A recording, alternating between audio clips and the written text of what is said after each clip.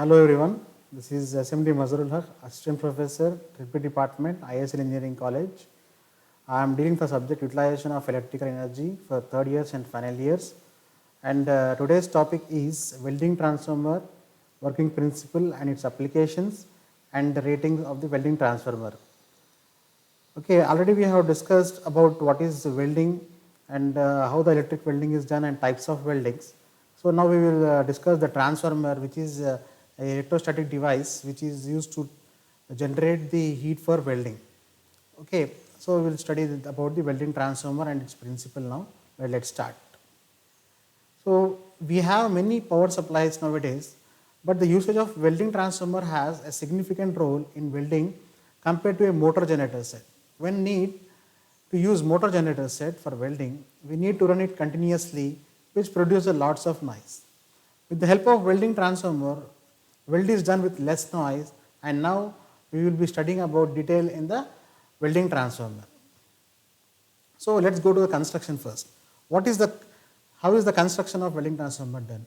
The first point is welding transformer is a step down transformer which step downs the voltage. It has a magnetic core with primary winding which is thin and has large number of turns on one arm. A secondary winding with less number of turns and high cross section area on the other arm. So due to this type of windings in primary and secondary, it behaves as a step down transformer. So we get less voltage at high current from the secondary winding output. This is the construction of AC welding transformer. So it is a step down transformer and it has less voltage on secondary side and high current, and therefore a DC welding transformer also has same type of winding. Then the only difference is that we connect a rectifier which converts AC to DC at the secondary to get the DC output. So DC welding transformer is also there where the secondary is AC and in the secondary side a rectifier is connected to convert the AC to DC to get the DC output. So we also connect an inductor or filter to smooth the DC current. As there is rectifier is used, some harmonics will be there and there will be some ripples. So to remove the ripples, we also connect an inductor or filter to smooth the DC current. This will be the construction of DC welding transformer. So we have now discussed about the AC welding transformer as well as DC welding transformer, and these transformers are step down transformers, whereas DC has additional rectifier and AC has directly one primary and secondary, where secondary windings is having less number of turns. So this is the figure of DC welding transformer. In the figure you can see that there is a high AC voltage 230 volts and one on off switch. This is the winding, copper winding and a bridge rectifier, and this is a smoothing capacitor kept across the end, and therefore we have a DC output. So this is the configuration of DC welding transformer. Okay, the same as a normal transformer only, but we are having a rectifier on this side as well as a DC this capacitor which smoothens the DC. Okay. So this is the AC welding transformer. AC welding transformer has this type where AC supply is given to the inductor here at the magnetic core or core of transformer, and this secondary is having less number of turns, and secondary is connected to one electrode arc, and the pieces to be welded are kept here where it generates the heat and the heat will make the pieces to weld. Okay, this is the AC type of transformer that is called AC welding transformer. We have seen AC and DC transformers. Now many people have a doubt which is primary winding, which is secondary winding. The winding which is connected to power supply is called as primary winding, and the winding to which load is connected is called as the secondary winding. So now it is a detailed view of working of welding transformer. As it is a step down transformer, we have less voltage at the secondary and which is nearly about 15 to 45 volts. So less voltage is being produced about 15 to 45 volts, and high current which is nearly 200 amperes to 600 amperes. So it can also be higher than this value. These are nothing but the rating of transformers. We can consider that the ratings of transformer are very less, that is the voltage is less and current is high. So that is the range of 200 to 600 amperes the current, and the voltage range is from 15 to 45 volts. So for adjusting the voltage on secondary side, there are tappings on the secondary winding. By this we can get required amount of secondary current for welding. So for adjusting the voltage on secondary side, there are tappings on secondary winding. By this we can get required amount of secondary current for field winding. So tappings on the secondary winding means that to get the 50% or 100% or 25% of the current, we can adjust the tapping and get the current required. These tappings are connected to several high current switches also. Now one end of the secondary winding is connected to welding electrode and other end is connected to welding pieces. So this is done as shown in the figure already, the one end is connected to the transformer, other end is connected to the pieces to be welded. So when a high current flows, a large amount of I square R loss or I square R heat is produced due to contact resistance between welding pieces and the electrode. Because of this high heat, the tip of electrode melts and fills the gap between the welding pieces. So we can understand here that because of this high heat, the tip of electrode melts and fills the gap between the welding pieces. This is how a welding transformer works. Again, let me show you. Here there is electrode and this electrode is pointed, and whenever the heat is produced, this particular metal piece will melt here and the gap is filled, and the gap is filled and the pieces to be welded are they are joined. This is how a welding transformer works. Now let us see the volt ampere characteristics of the welding transformer. So if you see the volt ampere characteristics of welding transformer, on the y axis you are having the open circuit voltage and on the x axis you are having the short circuit current. Now if you see the plot a graph, the arc voltage and the operating point is somewhere middle, or we can say that it is some 35% above the zero value. So the operating point is at some mid range here. So we can see the characteristics, volt ampere characteristics of this welding transformer, like they are the characteristics. We are having these type of characteristics. It is not linear, it is a non-linear characteristics, or you can say it is a parabolic characteristics. Arc control of a welding transformer. What is arc control of a welding transformer? The impedance of welding transformer must be higher than the normal transformer to control arc and also control the current. So whenever the impedance is controlled, or when impedance is higher than normal transformer, easily we can control the arc, as indirectly we can control the current also. We can use different reactors for controlling the arc. They are type 1 is tapped reactor, type 2 is moving coil reactor, type 3 is magnetic shunt reactor, and type 4 continuously variable reactor, and type 5 is saturable reactor. These all reactors, 5 in number, are used for controlling the arc. Now let us see each of these methods for arc controlling of welding transformer in detail. Now what is a tapped reactor? A tapped reactor, below is a circuit for arc control using tapped reactor, and it is given below in the diagram. With the help of taps, we control the current as well as the voltage here.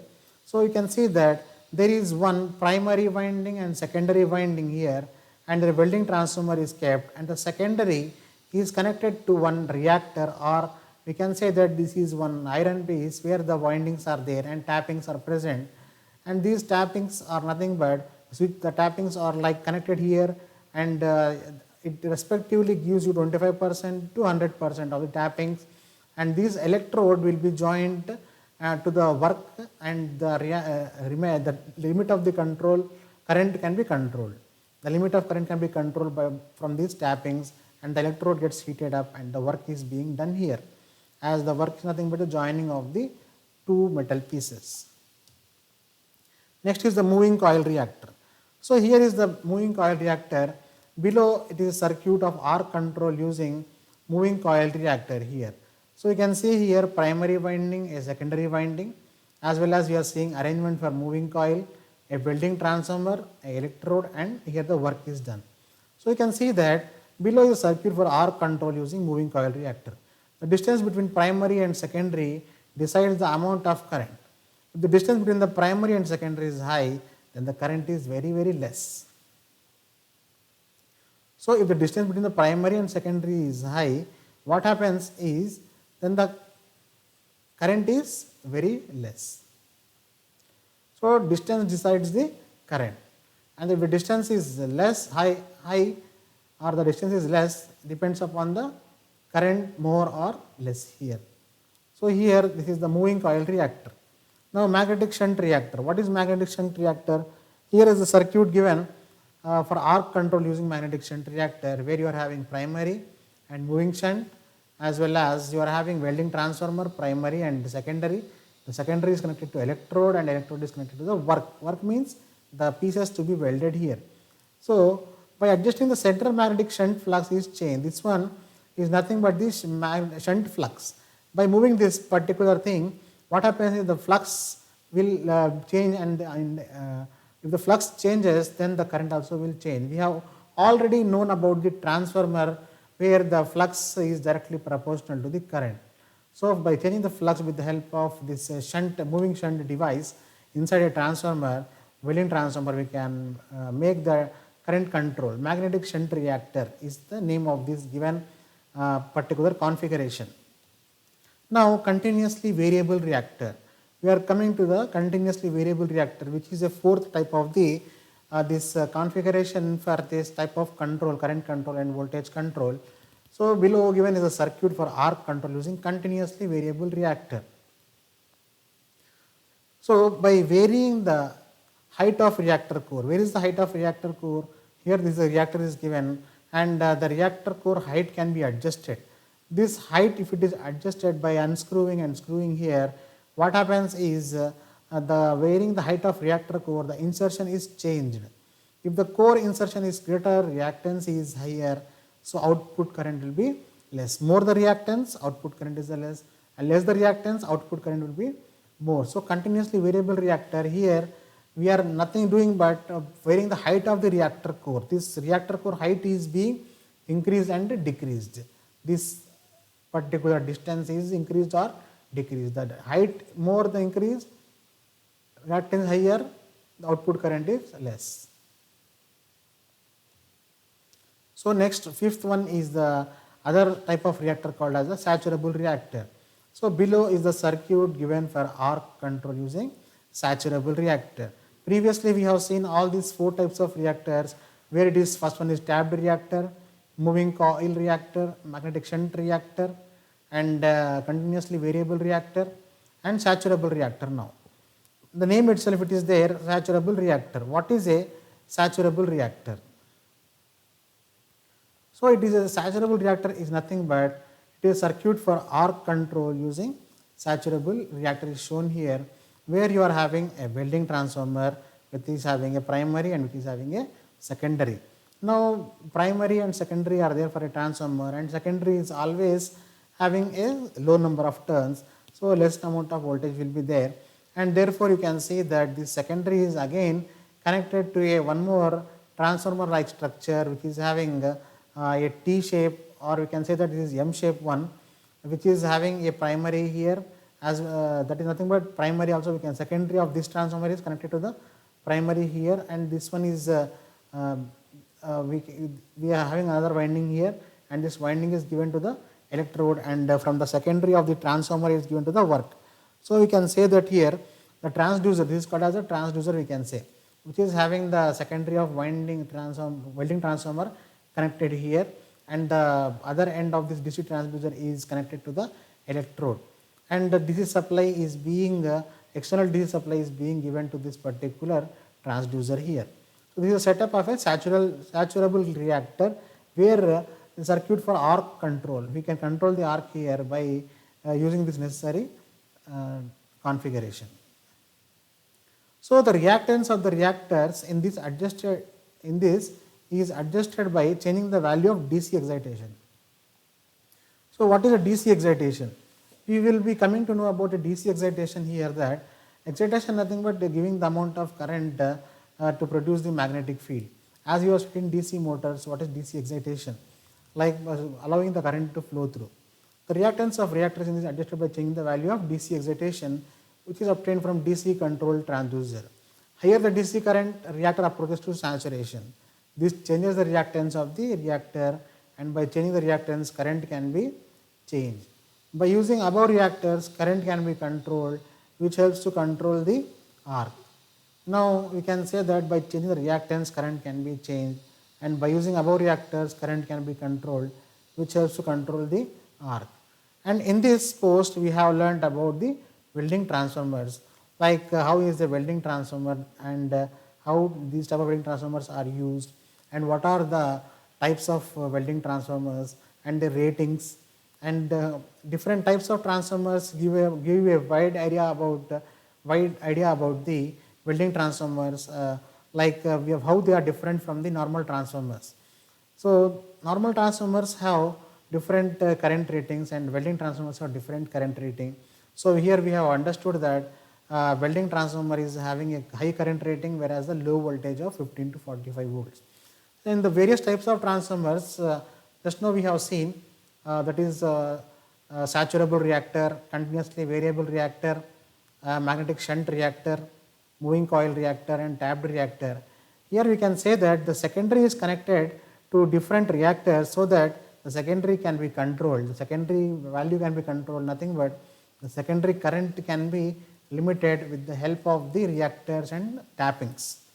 We can say the different secondaries are having different type of setups here. We can see in tap reactor this one of setup, and in moving coil reactor we are having secondary setup is different, where the height is being adjusted, and in a magnetic shunt reactor, if you see that there is one more magnetic shunt reactor being placed here so that the flux can be changed, and here you can say that it is a variable reactor where the variable reactor height is being adjusted. And in this reactor, saturable reactor, the transducer is being placed as secondary, and the electrode and the work, nothing but the joining of two metals is separate here. So all these things we can say that the secondary alone is being changed in spite of the constant being the supply, AC supply is constant, and the transformer's primary is constant, whereas the secondary having the less number of windings and the configuration is changing for the only secondary only. Okay. So in this class, students, we have studied a lot about the welding transformers, and in the welding transformers, whatever the things are asked, we can say that welding transformers have different configurations, that 5 types of configurations are there, as well as different types of configurations having different applications also there. So we have discussed about the heating elements also there. So these type of welding can be done easily with this type of configurations of the transformers. So welding transformer is definitely a efficient one, and also it is different from the normal transformer. So I will like to end my class here about the welding transformers, and the next class I will tell about the new topic, that is the elements, and we will be talking about the elements and going to the other subject, other topic, that is talking about this particular utilization of electrical energy. So I would like to end the class here. Thank you.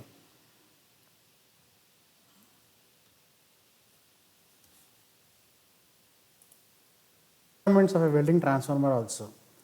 So a welding transformer should satisfy the following requirements.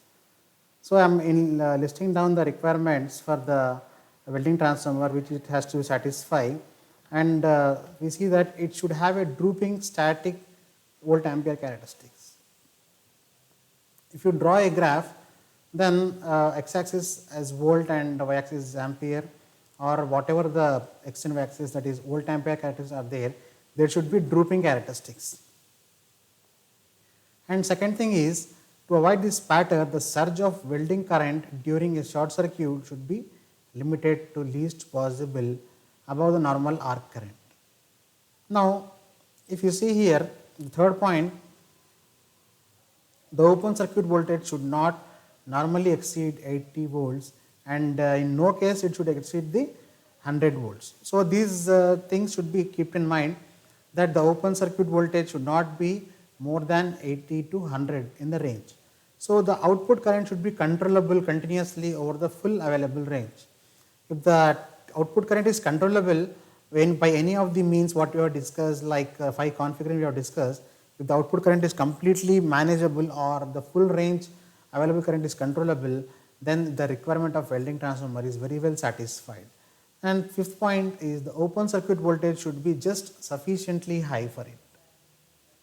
Okay, open circuit voltage should be sufficiently high. Now we will talk one more aspect, that is the parallel operation of the welding transformers. In the welding operation, sometimes there is need for current exceeding the maximum welding current obtainable from one transformer. In such a case, the desired welding current can be obtained by parallel operation of two or more welding transformers. So if you have a parallel operation of welding transformers, in welding operation sometimes there is need for current exceeding the maximum welding current obtainable value from one transformer. So in such a case, we need another transformer, and this desired welding current can be obtained from the parallel operation of two or more welding transformers. The precaution needed for such a parallel operation is that no load or open circuit voltage of transformer should be same. That both of the nodal voltages and the no load voltage or open circuit voltage of the transformer should be the same. So here we have to keep in mind that no load or open circuit voltage of transformer should be same to make it happen the parallel operation of the welding transformers. So this is particularly essential in case of high reactance type welding transformers, where the open circuit voltage and transformation ratio vary to some extent according to the adjustment conditions and the control setup. So in high reactance type transformers, this type of open circuit voltage and transformation ratio vary to some extent, and we can control the current here.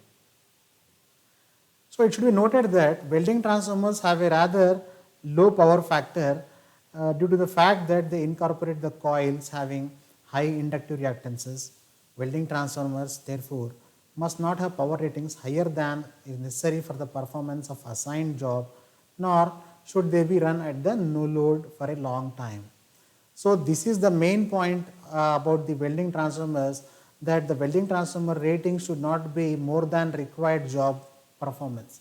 Suppose a job is assigned for welding, for that required job the rating should be taken, the voltage and the current should be calculated. More than that rating should not be used.